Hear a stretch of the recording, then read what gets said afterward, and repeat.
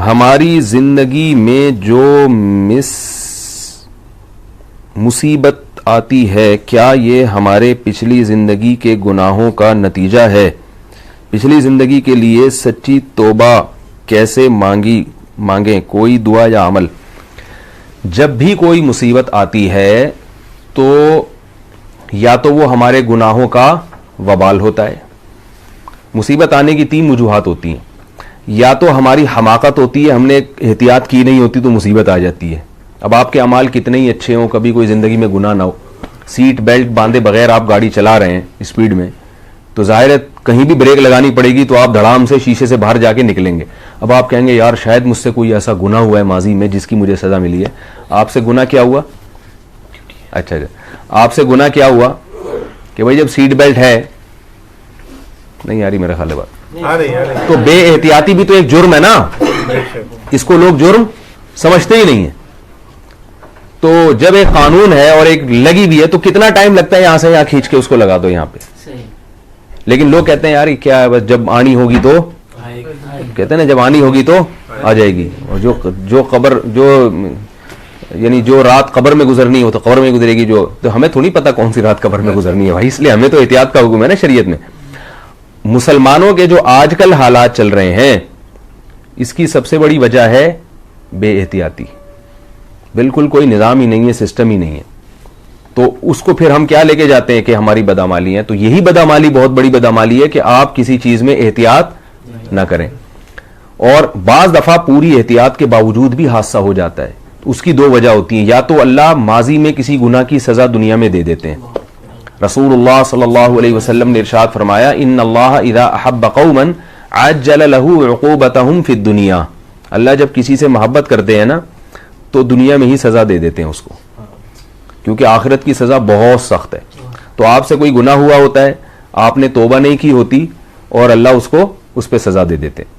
لیکن یہ جب ہے جب توبہ نہ کی ہو. اگر کسی نے سچی توبہ کر لی گڑ گڑا کے اللہ سے, صحیح جسے توبہ حقیقی معنوں میں توبہ کہا جاتا ہے, وہ والی توبہ کر لی, تو پھر اللہ اس کی سزا نہ دنیا میں دیتے ہیں اور نہ آخرت میں دیتے ہیں.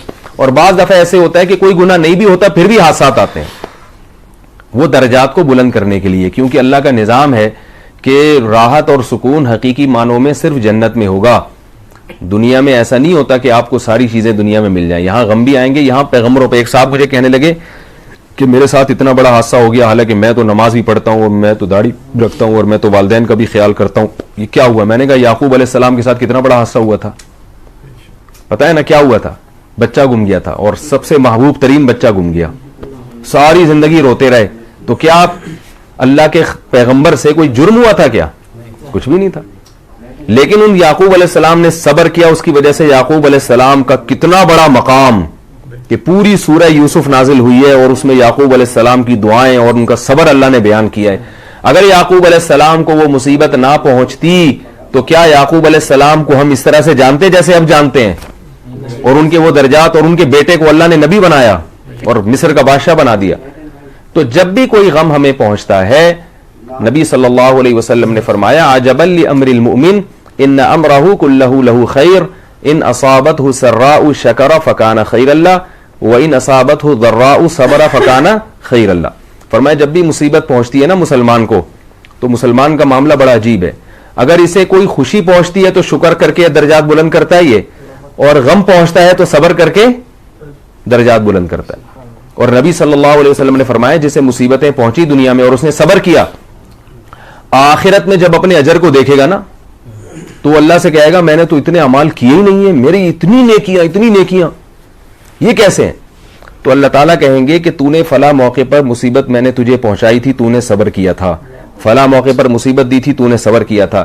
تو نبی صلی اللہ علیہ وسلم نے فرمایا بندہ کہے گا کہ کاش میری زندگی ساری مصیبتوں میں ہی گزری ہوتی, میں نے کبھی خوشی نہ دیکھی ہوتی. تو اتنا بڑا اجر ہے مصیبت میں صبر کرنے کا.